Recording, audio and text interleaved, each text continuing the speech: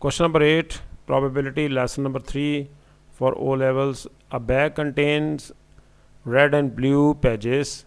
There are 40 pages in the bag. Total pages हैं हमारे पास 40, ये हम लिख लेते हैं. Total pages हैं हमारे पास 40, ये 40 हैं. The probability of choosing a red page from the bag is 0.4.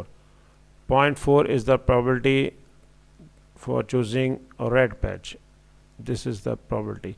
Probability होती है कि number of pages divided by number of red pages divided by total number of pages.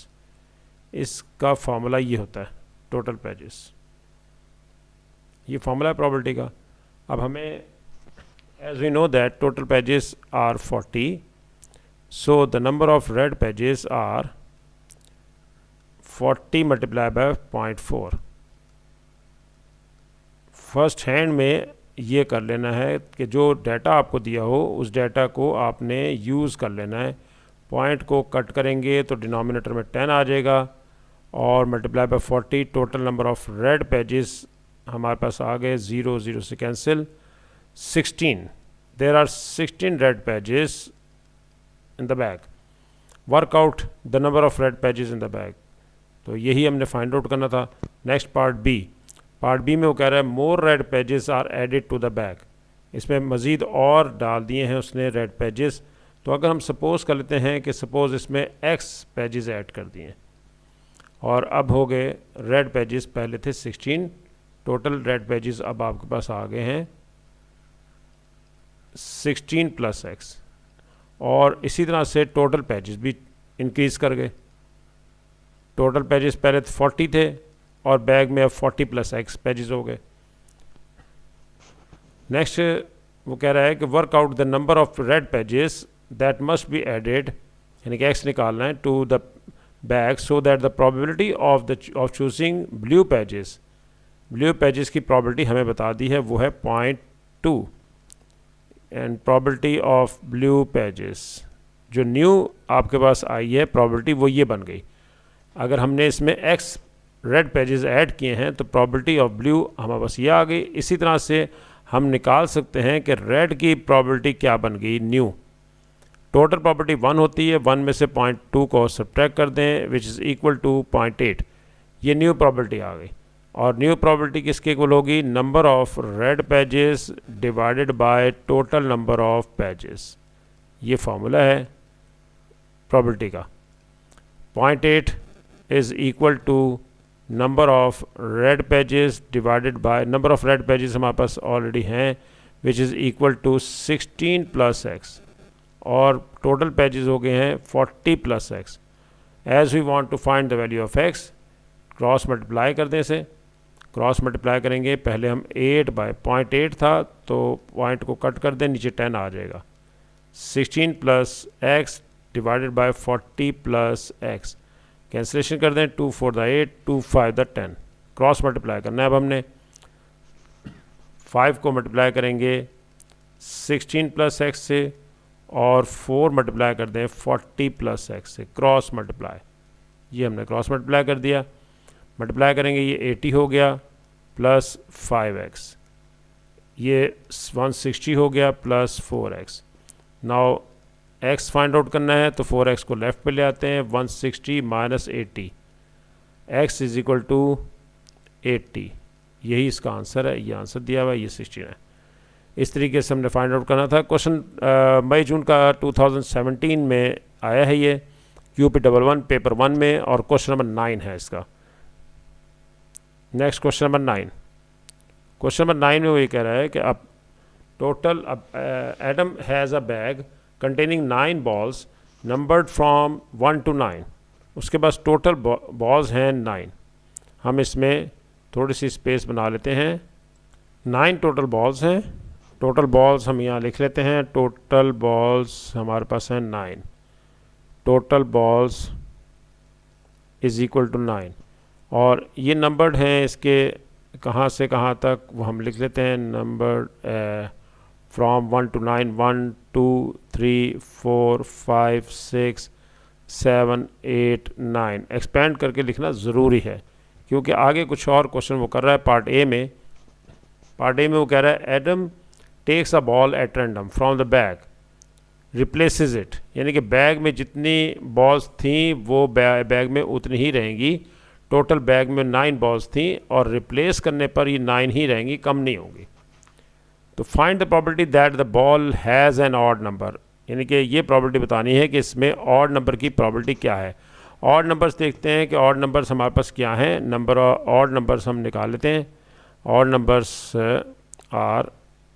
Numbers हमारे पास बनते हैं odd numbers. Total numbers odd हैं हमारे पास 1 3 5 7 9, 5 elements हैं odd.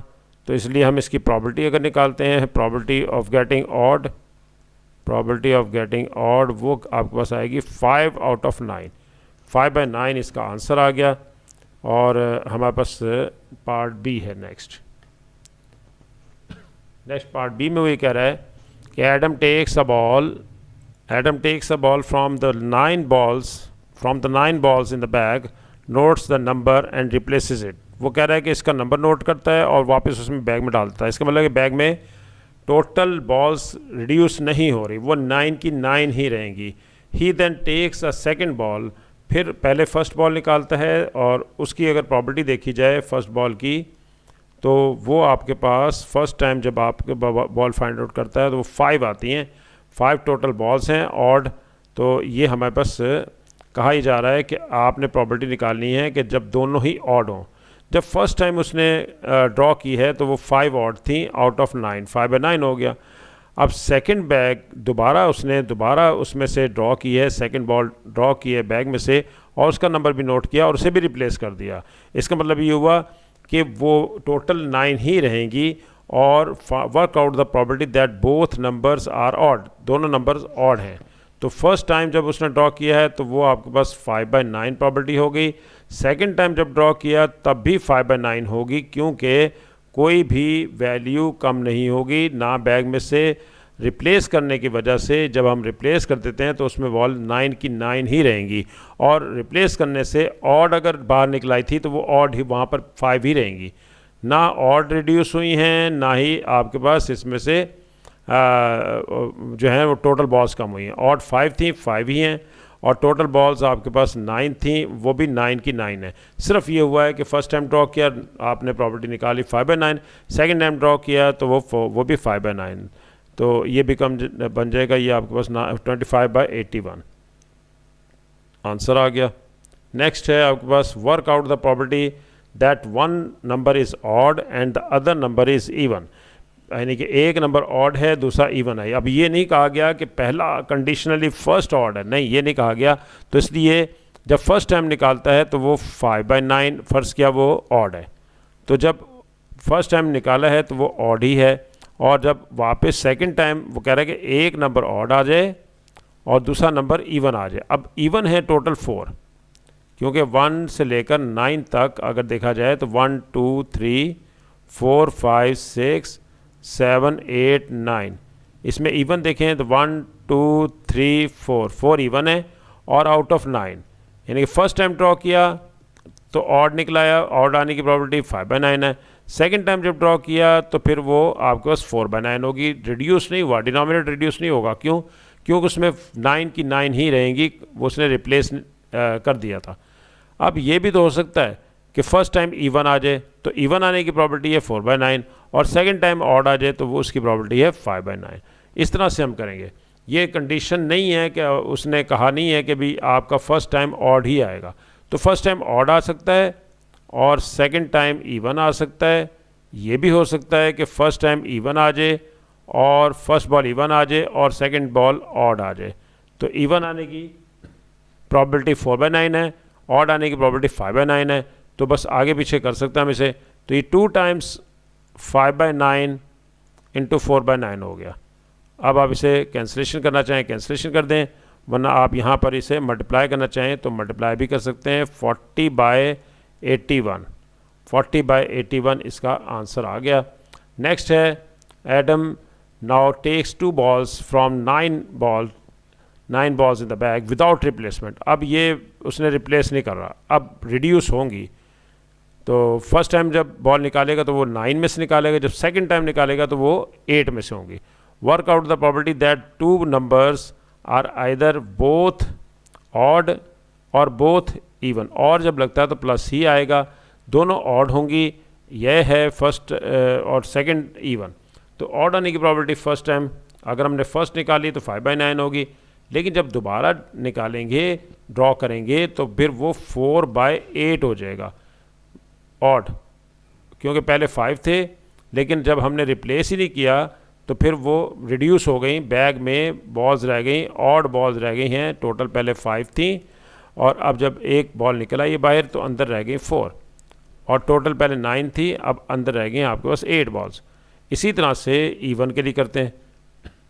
Even जो है वो टोटल 4 बॉल्स हैं, जब फर्स्ट टाइम ड्रॉ किया तो 4/9 हो गया, यानी कि इवन आपके पास यहाँ पर इवन 4 हैं, इवन 4 हैं और टोटल 9 हैं। तो 4/9 फर्स्ट टाइम ड्रॉ किया 4/9 आ गया, लेकिन जब हम एक बॉल ड्रॉ कर लेते हैं इवन तो फिर वहाँ पर इवन रिड्यूस हो गई, इवन रह गई हैं अब आपके पास 3, तो 3 और टोटल बॉल्स भी कम हो गई, टोटल 9 नहीं रहेंगी, अब वो हो जाएंगी 8, तो 3/8।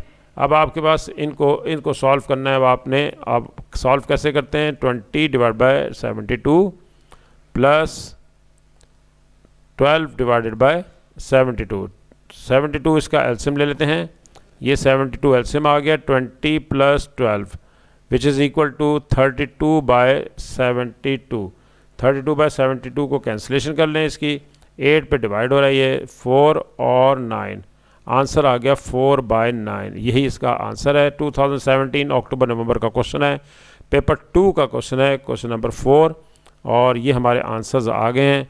आंसर्स आ रहे हैं जी 5/9, 25/81, 40/81 और 4/9। OE का मतलब है और इक्वलेंट, यानी कि इसके इक्वलेंट अगर आप पॉइंट में देना चाहें तो पॉइंट में भी आंसर दे सकते हैं।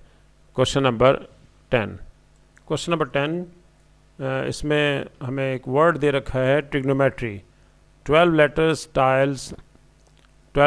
tiles spelling the word trigonometry are placed inside a bag। ये एक बैग में डाल दिए हमने, सारे जितने भी हमारे पास 12 लेटर्स थे ये सब के सब इस बैग में हमने प्लेस कर दिए। टोटल हमारे पास आ गए लेटर्स 12। अब हम यहाँ से काम शुरू करते हैं। A tile is taken at random from the bag. इसमें से एक टाइल निकालनी है, एक टाइल ड्रॉ करनी है, सिर्फ एक टाइल, 1 टाइल ड्रॉन। और क्या करना है, find the property that the tile shows a letter red, कि वो टाइल जो आप निकालेंगे वो रेड होनी चाहिए, और इसको सिंपलेस्ट फॉर्म में भी आपने लिखना है। तो property of getting red tile, property of getting red tile is equal to total number of red tiles. देखते हैं रेड लेटर्स क्या हैं, 1 और 1 ही है, 1 एक और भी है 2, तो 2 आपके पास रेड हैं, are out of 12, total 12, 1/6 is the required answer. यही उसने पूछा था कि आप बताएंगे कि इसमें से रेड आने की प्रॉपर्टी क्या है। Next part B, all the tiles are placed back in the bag, यानी कि 12 टाइल्स जो हैं वो वापस चली गई हैं जी बैग के अंदर।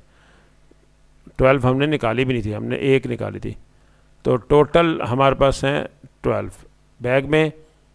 अ tile is then taken at random and placed one on the table, यानी कि and placed on the table, आप उसने एक निकाल ली टाइल इसमें से और उसको वो उसने प्लेस कर दिया टेबल पे।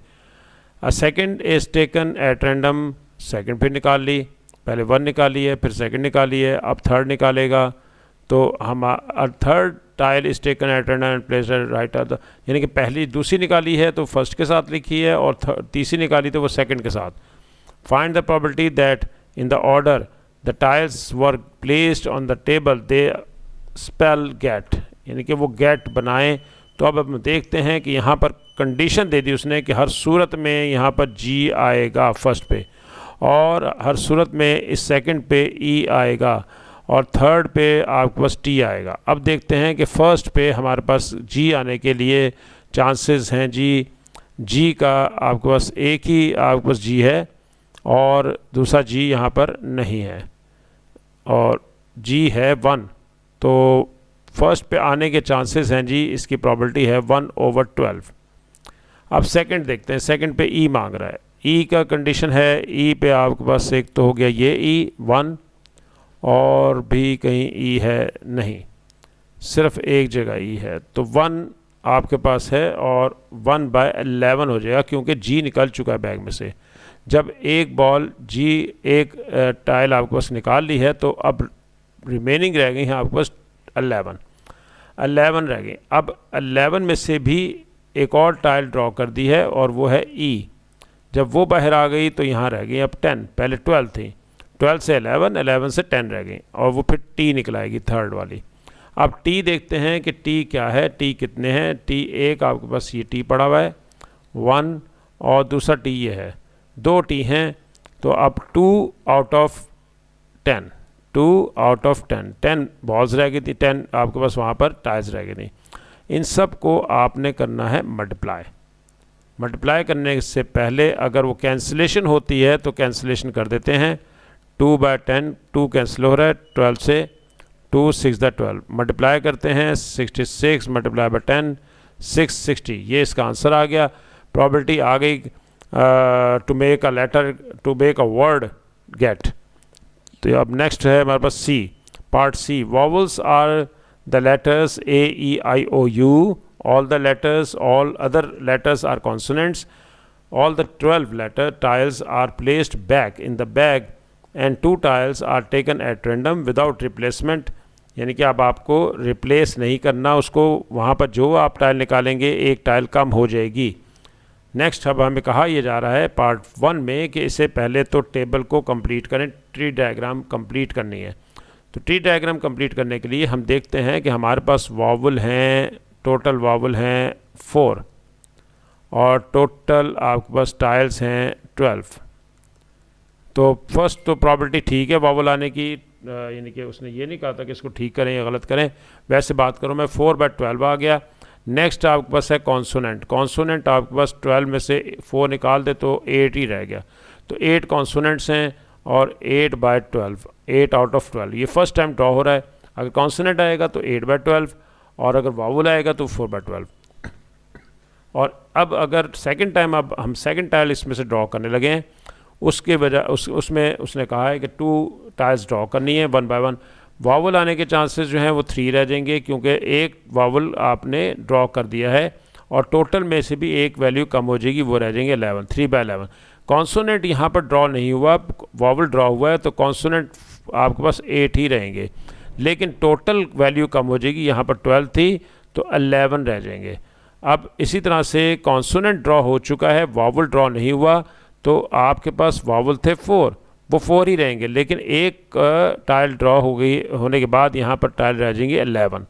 सिमिलरली कॉन्सोनेंट, अब कॉन्सोनेंट निकालना है, कॉन्सोनेंट ऑलरेडी एक ड्रॉ हो चुका है तो यहाँ रह गए 7, लेकिन एक आप जब आप एक ड्रॉ कर चुके हैं तो टोटल भी रिड्यूस हो गया, वो हो गया 11। ये तो हमने इसको कंप्लीट कर दिया, 2 मार्क्स का था। Find the probability that the tiles both show vowels, तो अब प्रॉबिलिटी निकालनी है कि जो दोनों वावल को शो करें। ये हमारे पास वावल की प्रॉबिलिटी यहाँ पर आ रही है, देखा जाए तो ये भी वावल है, फर्स्ट टाइम ड्रॉ किया और सेकंड टाइम ड्रॉ किया तब भी वावल है, कोई ऐसा केस आगे नहीं है।